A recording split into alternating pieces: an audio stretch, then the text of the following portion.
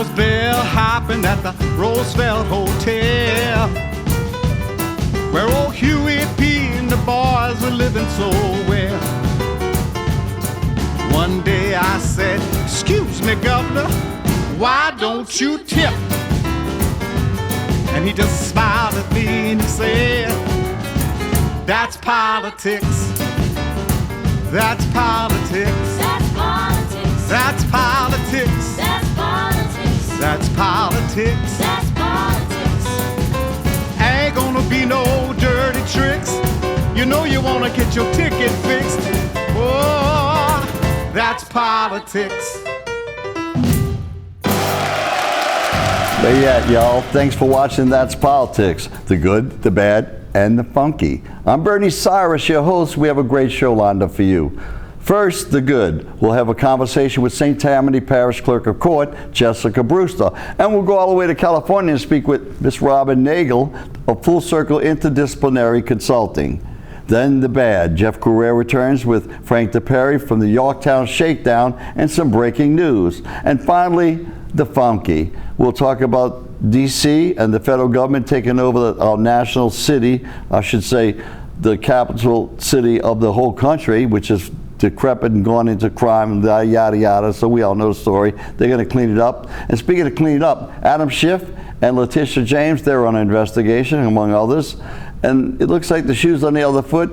So we'll have more interesting things coming up. Please stick around. We're back. And our guest right now, I'm pleased to say, very happy, is Jessica Brewster, the new clerk of St. Tammany. I want to say new clerk. How long have you been on the job now? Well, thanks for having me today, Bernie. It's an absolute honor to be here with you as a dear friend, and also for everything that you've done for me. I've been in office now, July 1st makes a year. Wow, so you're still very new. But in that time, you came in, and obviously, because I'm a little familiar with the background, you came in and there was a lot of things that, well, I would say a disarray, if you will, and the clerk's office is so important because all the documents pass through there. So it's a big responsibility. So what was it like when you're coming in? So we often say that we have drank from a fire hose every day. And you know, we have documents there that date back to 1810, and I tell people all the time whenever I do talk to them that the clerk's office is your clerk's office. It's not my clerk's office. It's not the employee's clerk's office. Right. It's our clerk's office. It holds the documents for our parish. It's such an amazing office. It holds the history of St. Tammany Parish, and also many of the people that live there, come there, and have been established there. So what happened? But when we came in, we didn't have a transition, unfortunately. So we came in hitting the ground July 1st, and that being said, that was a little break there before you got elected. You have to wait 4 months. We got elected. It was actually in October of 2023, and we did not come in until July of 2024. Wow. So when we did come in, the team that we did bring in, we brought in a finance director, a chief deputy. We brought a department head over civil, who's now over civil. She came in recording. She's also the attorney for the office. And that saved a little money there, huh? That saved a lot of money for the They office. were dishing out those contracts, man. That's right. That's right. And then my assistant, you know, Carrie. Carrie's been with me forever. So Carrie came too. And so, you know, having that team of about 5 of us, you know, and everybody else stayed pretty much at the clerk's office. But we Which is unusual in these political worlds. Go absolutely. ahead. But the thing about it is that all the people that were there had a wealth of information, and they worked hard and did what they needed to do to process the paperwork. Of course. So what about the computer system? I heard that was a mess when you came in. And it still is. Really? It's a $3 million system, but our biggest focus was our budget. Our budget was our biggest financial situation. Knowing that we spent $3 million on a computer system, we could not abandon the system that we had and then start with a new system not knowing what the finances would be. So we decided to just trim as much fat as we could get the budget to where we could get it to where we could know that looking forward we'd be able to purchase a new computer system. Now, what is your future? What do you look at plans? Because we got a few minutes left. I want to get that out. So we did put it out to bid in the beginning of July, and we do look forward to having a new computer system by 2026. Our budget, we did have a $1.2 million deficit coming in, with a $2.4 million deficit for the 2 years prior to us coming in. We looked like we were going to be bankrupt by 2027. However, with our first fiscal year ending, we are $400,000 surplus. What is your biggest thing to overcome now that you're looking forward to solving? It seems like you've solved most of the issues. Well, I always say that we can always do better. I mean, there's always room for everybody to do better. We hope that we will be able to overcome our budgetary issues. There's always issues, of course, with recording right now because there is, the economy that we have to face. So if we could just start to stabilize, that's the goal. And that's good, considering when you came in, it was such a mess. Right. Jessica, it's great having you here. I'm a big fan of yours, you know that. And I'm a fan of yours, and I truly appreciate everything you've done for us and you being our biggest cheerleader. Well, thank you very much. Jessica Brewster, St. Tammany Clerk of Court. We welcome Robin Nagel with Full Circle Interdisciplinary Consulting in California. Welcome, Robin. Thank you. Hello. It's good to have you on the show. Thank you for inviting me. So we're going to talk today about the ADA, American Disabilities Act. I remember specifically when that came out in this country.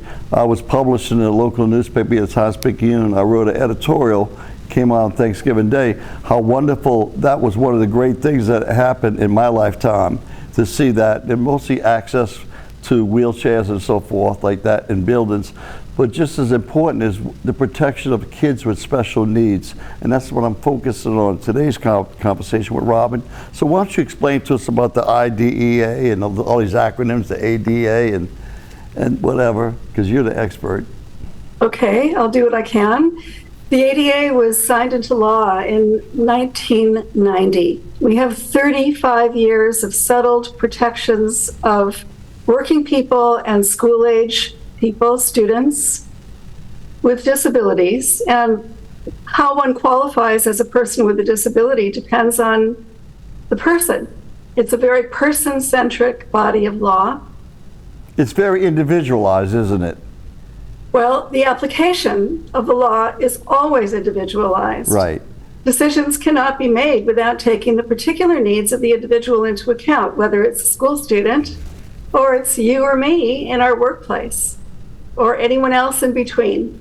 So this is a really important tenet, Bertie, because in order to cut corners, get to the answer quicker than is realistic, employers, schools, other institutions just want to get to the point. What's the bottom line here? What do I have to do?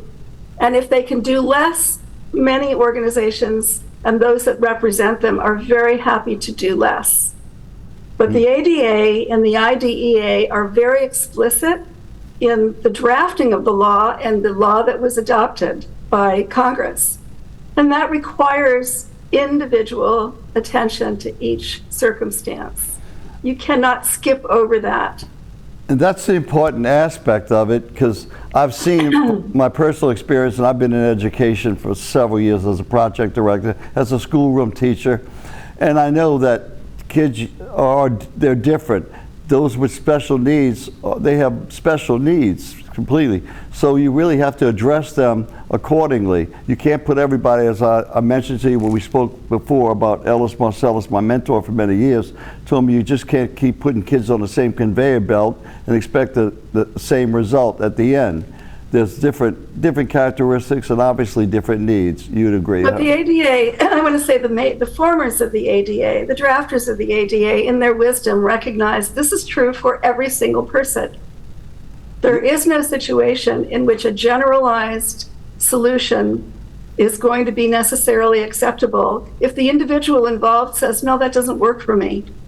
So first thing is to consult with either the individual, the student, or in cases of young people who are under the age of 18, their parents. So Right. their parents and that student must be consulted individually, personally, with respect to that person's needs, the child's needs, and the parent's belief. Let's speak about children, let's say under the age of 18, what the parents or the guardians believe that child needs. That comes first under the law.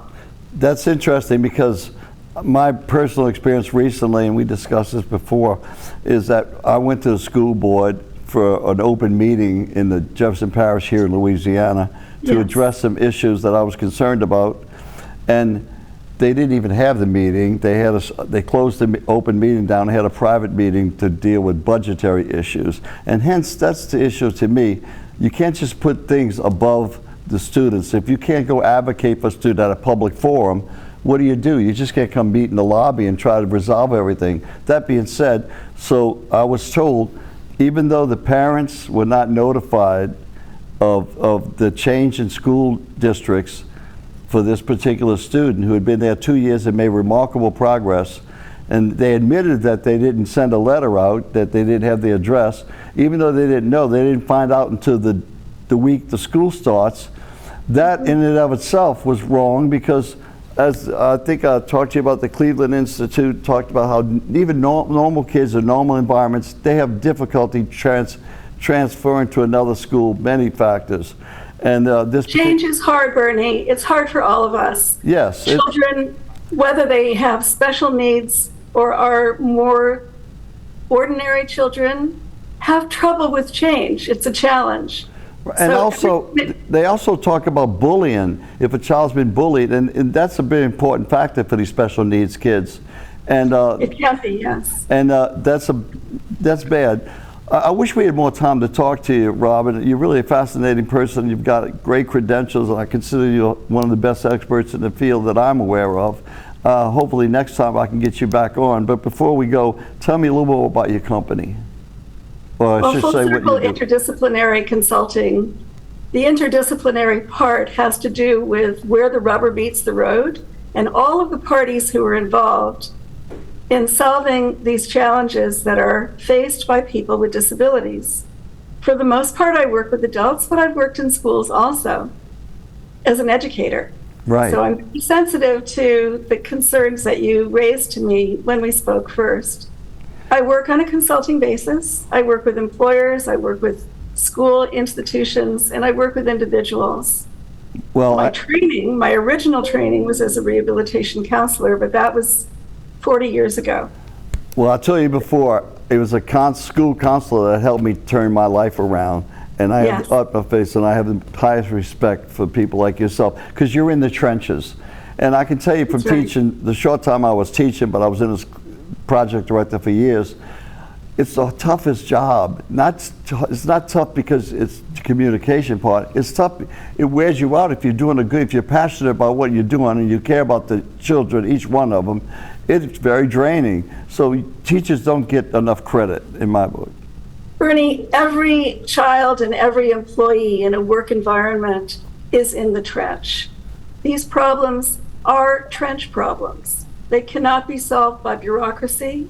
You can have a 20-page manual of what to do and how to do it, but if you don't do it with the person who's actually affected by the situation, by their needs, and by the circumstances of trying to solve it, you don't have a solution. Exactly, and that's probably the problem with what I have now with this other situation. Well, I want to say, Robin, it's great having you on. Let's do this again. You're very talented, and you're a great asset to the educational community in this country. So we'll see you then next time. Thank you. Thanks for coming on. That's Politics. Thank you so much. That's a great conversation we had with Miss Robin Nagel. And I want to say that you can't bully students or their parents. If you're in public education, if you're an elected official or whatever, you need to pay attention to the ADA. If you don't know it, learn it, because there are ramifications. Okay, Jeff will be right back with the bad. Stay right here. All right, welcome back, ladies and gentlemen. And now it's time for our segment on the Yorktown Shakedown. The golf course that could have been, and one that's had a lot of litigation, a lot of controversy. and we're bringing on the expert from RC Recreation Development LLC, Frank Diperi, who's been with us here regularly on the show to give us an update. Frank, how are you? Welcome. We're doing fine, Jeff, and thank you. Since we last visited, there's been a superstar that's been added to your group, a guy who's going to bring a lot of attention and exposure, and someone that certainly knows the ways around your part of the country. The legendary Bo Dietl is part of the team now, right, Frank? Yes, it's not quite defined, but we've met with him, and, our legal team is strong. We're very happy with the results so far. The second judge ruled in our favor. The original law firm at Albany had included breach in the original submission of paperwork. And after all the chicanery, obviously the first judge being disqualified and then moving to the new judge and the campaign fraud and the Wilson Elsner, the law firm for the town, is very culpable. So we exposed a lot of what would be, the bad players or however you want to term them. But even with that, they've gone to not paying any of their contractors, and there's been a lot of stories of they don't care about golf. Frank, let me ask you this. There is something that is open, right? I mean, there is some kind of course that is open right now, correct? Yes. What they did was they took out the learning. See, it was supposed to be sports, recreation, and learning facility. We were going to do like Shakespeare in the Park. We had a local rock group, the gal, her record dropped country western charts to number 3 the weekend she was going to open us up. We had club tournaments, and we had a pro-am year-ending in Rocco Camporere's name, very lucrative purse, and the snowbirding pros, would come all year probably. We had a putt-putt green that I designed that's a real green. So the children learn how to putt in that kind of setting. I had a chipping area, and I had a 80 by 100 AstroTurf hitting area, and none of it's going on.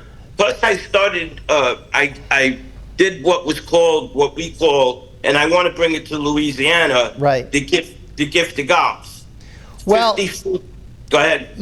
All of this is first class, and unfortunately, this conflict has been going on now. The city has wasted millions of dollars on this. Obviously, we've had corruption involved. I'm glad your team is still fighting and you've got these experts on board. Frank, thank you so much for the update. Continue best wishes. We'll look forward to our next visit. And coming up next, right here on That's Politics, we have the Funky coming up. Stay tuned. Welcome back. Now the funky part of the show. Joining us is, of course, Jeff Courere, as usual, and Dan Shapiro, businessman in Louisiana, and a good friend. Hey, Dan. Hey, how are you? Pretty good. Let's chew the fat on some politics going around. I know, Jeff, you talk about this on your radio show every day, but things are changing in the what they call the lawfare arena. With the Democrats did it for 4 years, every which way they could. I think they still had something to do with, indirectly at the very least, but the assassination attempt on the president. They tried everything they could, and he still sustained himself. Now, the shoe's in the other foot. It seems that the irony is Letitia James and Adam Schiff are both guilty of what they were accusing him of. Right. Well, see, that's what the Democrats do, Bernie. I mean, they accuse Trump of doing what they do. Just like Russia collusion, that's what Hillary was doing, and she was claiming Trump was doing it. So that's part of their pattern. I mean, you're right. I mean, the shoe is on the other foot. These Democrats are now facing the investigation. I think this time, finally, there are going to be some indictments. I mean, we've never seen, really, the Department of Justice go after the Democrats. It's usually the Republicans, Trump, his buddies. Those are the ones getting all the attention. Now I think with Pam Bondi, I think they're serious about it. And I think the House Oversight Committee is serious because they've issued subpoenas So I think this is going to lead to something finally, for first time ever. Well, Dan, you're involved in politics to a certain degree. You're involved with a political action committee. We don't have to mention names or whatever, but so you're involved with, you keeping your ear to the ground. What do you think about this issue? Seems very hypocritical to me. Yes, it is. They like Jeff said, everything they accuse the Republicans of doing, that's exactly what they're doing. It's out of their playbook. It's hard to believe. Letitia James married her father, according to the documents she signed in a mortgage loan application. She was married to her father.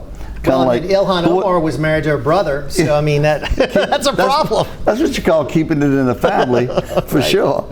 So anyway, and Letitia James, who went after the Trump kids too, both her daughters are felons. I mean, thugs, really. And it's just crazy that now all this is coming to light when the mainstream media wouldn't touch it. They have no choice. Do you think the mainstream media is fair, Dan? It doesn't seem like it is. I mean, now you have, some stations that, are leaning conservative. And you actually have, stations that seem to be gearing a little more conservative, just because, that's where well, the they're money, eating crow. A lot of them eating crow right now. Right. So they're doing that. Well, and don't forget, Donald Trump has sued some of these networks. And won. He sued ABC, CBS. He sued CBS. And he's saying, hey, I'm not going to take this abuse anymore. I mean, I'm going to fight back legally, and he's been successful. I mean, they had to, pay him and pay his foundation, and that the reporters that work for those networks hated that. Well, the reporters that work for the networks, they're just so biased. It's so obvious in what they do, especially Joe, coffee band. Joe said, I see Biden at his best that I've ever seen Joe Biden. Guy keeps walking into the woods in the middle of a sleigh. Come on. But I mean, remember when we were younger, we had reporters that we respected. We had Huntley and Brinkley, Walter Cronkite. Howard K. Smith. You remember those guys? Yeah. You're not as old as Jeff and I, Dan. Well, you got that gray beard. You might be. I am, unfortunately. But I mean, but you believed them. They were truthful. Yes, and they did seem to look at both sides, and you did get something that was more objective back then. Yeah, that's the word.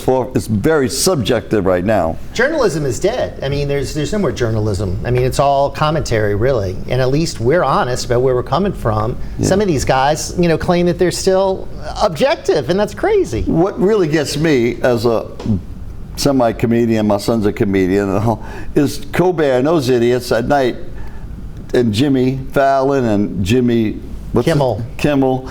All they have to do is, all they talk is bash Trump. That's not funny stuff, you know what I'm saying? Sure, you can come up with stuff, but that's not what you watch late night TV for. They did an analysis of Jay Leno, 22 years on the air. Half of his jokes were about Republicans, half of his jokes were about Democrats. Johnny Carson was the same way, and those guys had huge audiences. When they got away from that and just started attacking one side, the audiences went away. And Johnny Carson specifically said, it's dangerous to go down that road. Once you start doing that, you just go, and look, they're all going down. Howard Stern's even gone down, right? Courere, The View. Can't go there. The View, I mean, what a view is that, huh? Look at it there. That's a horrible view. It is a horrible view. You remember what Michael Jordan said when he was asked why he didn't get into, the Black Lives and that sort of stuff? He said, well, Republicans buy sneakers too. All that money's green.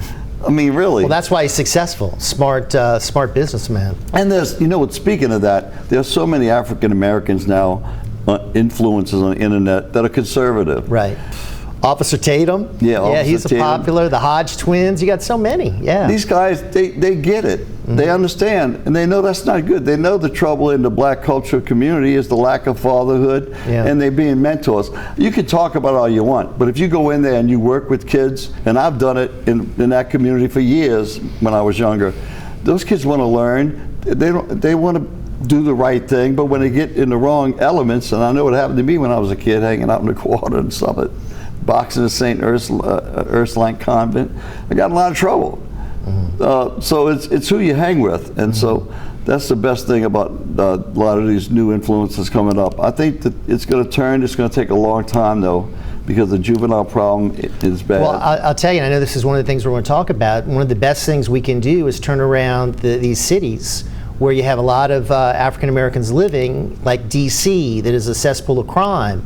If we can make these areas safe, you know, then kids can learn. Then you can have some positive things going on. Right now, there's so much crime and blight and poverty. That's a good point. That could be the microcosm. If they could solve DC's problems, because it's the nation's capital, man. Right. We can't have, it's up there with Bogota and all the worst places in the world to live, the danger. And the report I was watching this morning she said she was mugged, somebody down the street today, the sport for the show. So when that starts coming out, the veracity just comes up like a volcano. They start realizing that there's something here. And that's why I think Trump's doing a good thing by bringing in National Guard. And hopefully that kind of turnaround can happen in some of our other cities like New Orleans, you know, where we have high crime rates. We don't have enough time in the show, huh, Dan, to talk about New Orleans. I mean, the potholes, she's probably close to being the worst, if not the worst mayor. In the country. Right. I mean, I just don't know what to think about her. She's traveling off all around. She's almost the best Karen Bass, who was left the country when LA's burning. She's still on vacation somewhere. Just like the other guy in Portland, he was on vacation when they had all the riots. The beat down in Cincinnati, the mayor was on vacation, didn't come back. But they didn't do what Mitch Landrieu did. Mitch Landrieu called the people out, the Antifa. Y'all come out tomorrow and protest these statues. Y'all come out. People need to come out. And next thing you know, that Antifa's out. That's the first time we really saw Antifa. Mm-hmm. And they bringing out the mask and all. They can wear a mask, and it's not Mardi Gras. But the ICE can't wear And that set the stage for the whole country, losing monuments, they taking down statues. It all started right here in New Orleans with Mitch Landrieu. Changing street names. It's changing now street nobody names. knows what the street is anymore. Well, you ain't kidding. They have no street signs.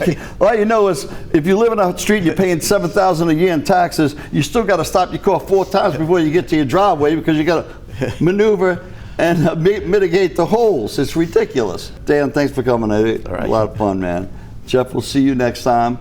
And thanks to all of you and supporters. We'll see you on our next season because this is our last for this season. I'm excited about a little hiatus we're going to take. We're all going to go off to the French Riviera in Biloxi. And then we'll see you later, alligator. Till then, take care.